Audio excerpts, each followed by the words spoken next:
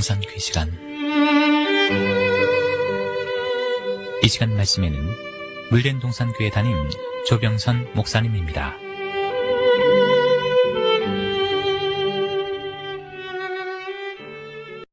이번 주부터는 새 주제로 성령 하나님에 대해 말씀을 나누려 합니다. 이스라엘이 하나님께 선택받았으면서도 신앙의 삶에 실패한 원인은 하나님을 멸시하고 예수님에 이어 성령 하나님마저 멸시한 결과였습니다. 계시록 18장에 제시된 이 시대 교회 폐인 원인도 성령 하나님을 제대로 마음에 모시지 않았기 때문이라 성경은 그 원인을 드러내 주십니다. 그러므로 이 시대 우리 목회자와 성도는 멸시당하신 하나님, 멸시당하신 예수님, 멸시당하신 성령님에 대해 마음 아파하며 이제부터라도 성령 하나님을 바르게 가르치고 성도와 함께 바로 알아 하나님을 기쁘시게 하는 이 일에 생명을 걸어야 할 것입니다. 그런 의미에서 저는 성령을 바로 알자라는 주제로 다시 새 주제를 시작하려 합니다. 하나님이 기뻐하신 교회간, 신앙가는 성령을 받고 그 성령의 인도하심으로 하나님의 말씀을 듣고 지키며 행하여 그분의 이름을 배반치 않는 삶입니다. 예수님의 제자들이 주님 곁에서 3년 반 말씀을 받고 여러 가지 훈련을 받았지만 정작 저들이 제자의 사명을 감당할 수 있었던 것은 성령을 받은 후였습니다. 주님의 제자 베드로, 그는 수제자라 칭함을 받았어도 주가 어디로 가시던 제가 따라가겠습니다 호언장담했지만 성령 받지 못했을 때는 대제사장 하녀의 한마디 말에 오금이 저려서 예수를 3번이나 부인하고 저주까지 하였습니다. 저는 교회 다니는 성도들이 단위에서 목사님으로부터 선포되는 말씀을 똑같은 시간에 듣지만 과연 누가 그 말씀으로부터 마음의 울림을, 마음의 떨림을 느끼며 마음에 새기는가? 누가 그 말씀을 지키고 행하고픈 사모함이 있는가? 성령이 함께 하시는 자의 마음에 강하게 역사해 주시고 그것을 행함으로 연결시켜 주신다는 사실입니다. 성도 여러분, 이 말씀에 동의하시는지요? 저는 이번 기회에 성령 하나님에 대한 재조명을 단단히 해서 성령의 권능을 받는 여러분과 제가 되기를 원합니다. 주님은 너희가 악할지라도 좋은 것을 자식에게 줄 줄 알거든 하물며 너희 천부께서 구하는 자에게 성령을 주시지 않겠느냐?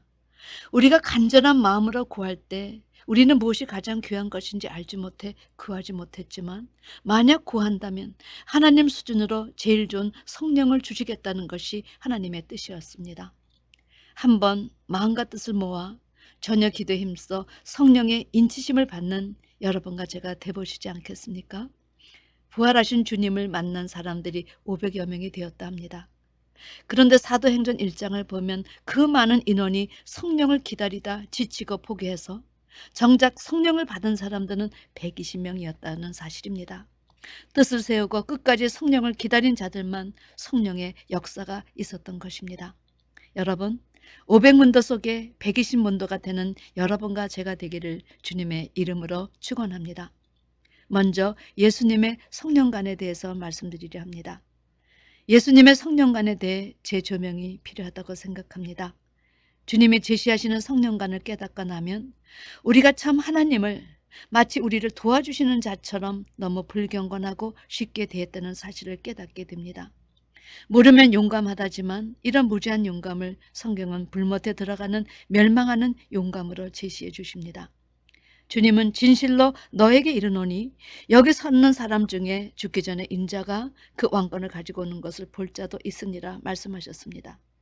십자가의 고난 후에 영광을 입으시고 왕권을 회복하시고 오실 성령님에 대해 증거하신 것입니다. 하나님은 우리에게 생명을 주시려고 당신의 독생자를 보내셨습니다. 그러나 그 독생자를 영접하지 않고 죽였습니다. 하나님은 독생자를 죽인 당신의 백성들에게 또 한 번 길이 참으사 이 보혜사 성령을 보내주셨습니다.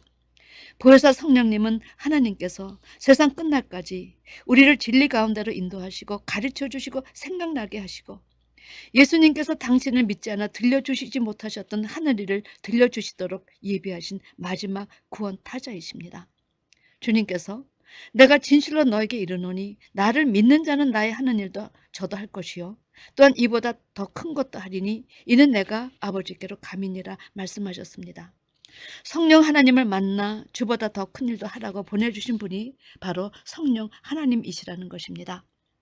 그러므로 종말의 성도는 이 성령의 임재와 내재함을 입고 매일매일 성령의 충만함을 입어야 성경 전체에 숨겨진 하나님 나라의 비밀을 깨달을 수 있습니다.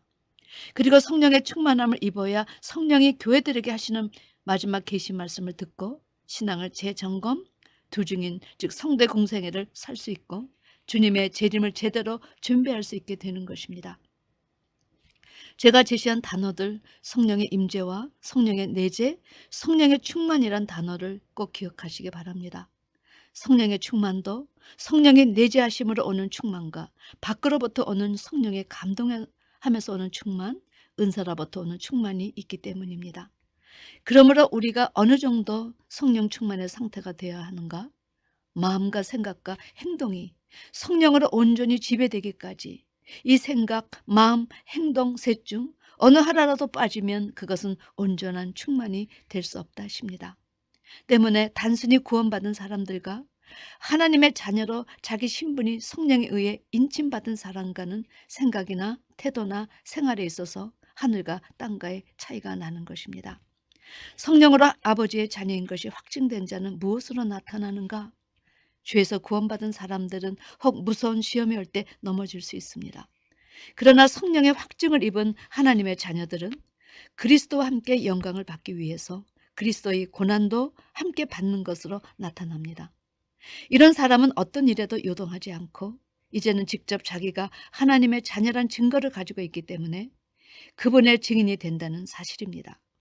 예수를 알고 예수를 사랑하는 자는 역시 주께서 가신 그 길을 간다고 주님께서 요한일서 2장 4절 6절 말씀에서 증거해 주셨습니다.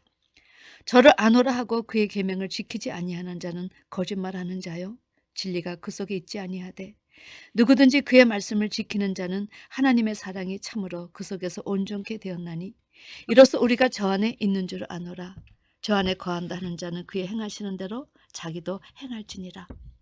여러분, 이번 기회에 성령의 임재와 성령의 내재, 성령의 충만, 성령의 확증, 성령의 인치심이란 용어적인 것도 정리하여 지금 자신이 어떤 상태인가, 성령께서 내재하신 상태인가, 성령이 잠시 임재하신 상태인가, 어떻게 성령의 충만함을 구하는가, 어떻게 성령의 인치심을 받는가, 그것을 점검하시고 자기에게 무엇이 더 필요한가에 대해 전혀 기도에 힘써 모두 받는 여러분이 되시기를 바랍니다.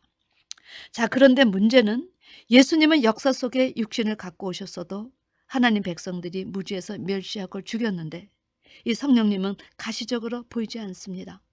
그리고 대다수 성령에 대한 성경의 증거에 대해서도 무지합니다.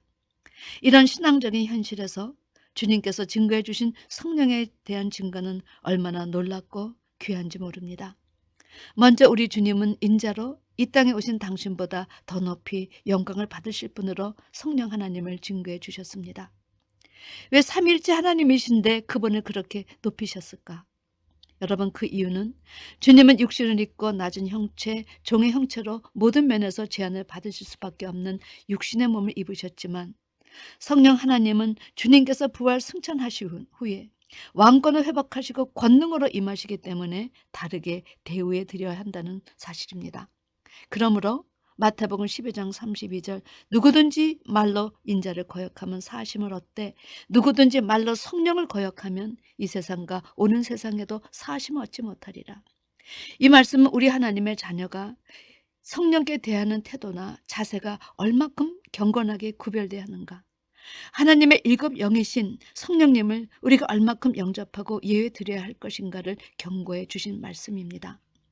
과거 우리 주님이 당신의 백성들에게 말할 수 없는 참남한 대우를 받으셨기 때문에 그렇게 강조하고 또 강조하신 것이지요. 마지막 십자가를 지시기 전에 군병들이 주님께 한 짓거리는 참남함 그 자체였습니다. 아니, 이스라엘 종교자와 백성들 모두 한마디로 무식하게 너무들 까불었습니다. 그런데 그럼에도 불구하고 누구든지 말로 인자를 거역하면 그래도 사하심을 얻을 수 있다. 그러나 누구든지 말로 성령을 거역하면 이 세상과 오는 세상에도 사하심을 얻지 못하리라.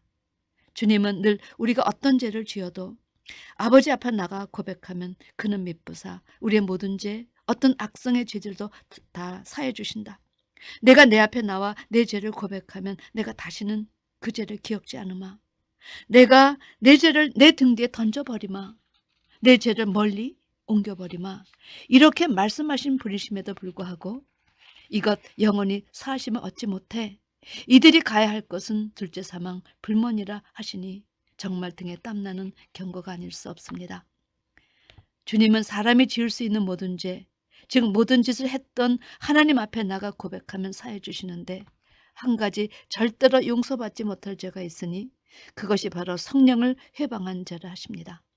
이런 사람은 영원히 사하심을 얻지 못하고 영원한 죄에 처한다 말씀하셨습니다. 제가 성령론을 정리하고 나서 등에 땀났다 표현하는 것은 성령에 대해 제대로 배우지 않으면 이 세상에서 어떻게 성공이라는 이름으로 살았던 이들이 갈 곳은 영원히 사하심을 받지 못하는 불못이라는 사실이었기 때문입니다. 그런데 이런 주님의 경고를 과연 성도들이 얼마나 제대로 알고 제대로 예우하고 경건한 삶을 살며 이 말씀에 유의하고 살고 있는지요. 사도 요한도 이런 사실을 깨닫고 요한일서 5장 16절 17절에서 누구든지 형제가 사망에 이르지 아니한 죄 범하는 것을 보거든 구하라. 그러면 사망에 이르지 아니하는 범죄자들을 위하여 저에게 생명을 주시리라. 사망에 이르는 죄가 있으니 이에 대하여 나는 구하라 하지 않노라.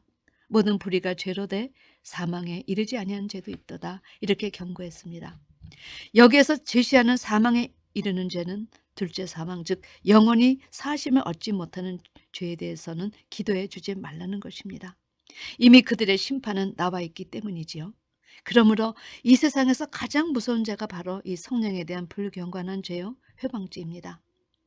초림해 주는 말씀이 육신을 입고 오셔도 그리하셨는데 하물며 눈에 보이지 않는 영이신 분을 성령에 대한 지식도 적은 성도들이 어찌 성도들만 그리하겠습니까? 우리 목회자도 마찬가지입니다. 부주 중에 얼마나 입으로 행동으로 말할 수 없는 죄를 저지를까 생각하면 정신이 아득하고 아찔합니다. 또한 성령의 역사가 아니고는 계시의 말씀을 들을 수도 없고 깨닫지도 못한다는데 그런데 들을 기가 없어서 깨닫지 못한 사람들이 얼마나 성령의 역사를 깨닫고 계시의 말씀을 선포하는 사람들을 판단하고 정죄하는지 모릅니다. 제가 계시의 말씀을 오래 연구해 오다 어느 날 선포하라는 성령의 음성을 듣고 두 줄을 주저하다 말씀 바짝고 외치는데 처음에 세 가지 반응이 나타났습니다. 첫 번째는 듣고 싶은 말씀을 시카고에서 전해주시니 목사님 감사합니다. 땡큐 반응. 두 번째는 성도들이 이 말씀을 듣고 좋다 하니 듣지 말라. 계시록은 이단이 많다. 무조건 방해하시는 목사님이 계셔서 목사님 이래도 돼요 하는 전화. 세 번째는 어떤 성도님은 계시록하면 무조건 이단시 한다고 이렇게 이야기하시는 분이 있었습니다. 그런데 여러분 계시록 2장 3장을 보면 성령이 교회들에게 하시는 말씀을 들을지어다를 7번이나 강조하십니다.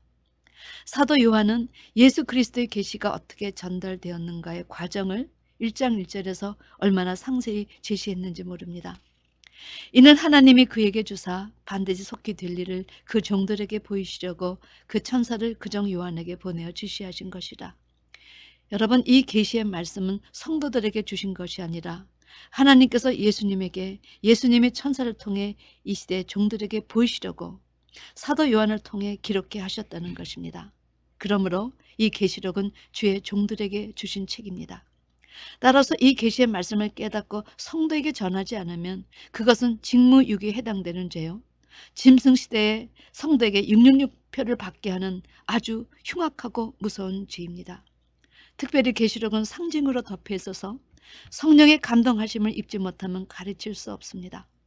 그러므로 계시의 말씀을 아직 깨닫지 못하였다면 의지와 뜻을 세워 어찌하든 배워 성도에게 전해야지 듣는 것마저 막으면 이것이야말로 성령 회방죄에 해당되는 것입니다. 사랑하는 성도 여러분, 지금도 늦지 않았습니다. 이제부터 우리 모두는 구하고 찾고 두드려 성령 받는 일에 전심해야 할 것입니다. 부디 들을 귀 있는 자가 되어 성령이 교회들에게 하시는 말씀을 듣는 여러분과 제가 되기를 주님의 이름으로 축원합니다. 아멘.